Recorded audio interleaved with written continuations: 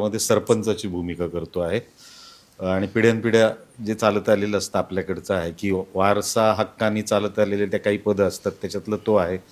गावामध्ये नवीन काय तरुण नेतृत्वाला वाव नाही त्यामुळे ती तरुणाई जी आहे ती पण चिडलेली आहे. आणि तसं बघायला गेलं तर मग तू खेड्यापाड्याने जर फिरलीस तर ह्यांचा वेळ मोकळा फार असतो, भयंकर मोकळा वेळ असतो. म्हणजे शेतीची कामं करणारे जर असतील, सकाळी गेलो ऊसाची दारं धरली, एकदा गाड्याला सांगितले, दिवसभर करायचं काय. मग आणि आपल्याकडे ना समाजामध्ये 3 गोष्टी ज्याच्यावर कुणी बोलू शकतो: क्रिकेट, राजकारण आणि सिनेमा. तर हे मग काही कळत नसलं तरी चाल, चुकलंच नाही रे ते ट्रम्पचं बॉम्ब टार, तुझ्या घरी नाही दूध संध्याकाळच्या चहाला चुकायचा. ट्रम्पवर बोलतो तुला कळत.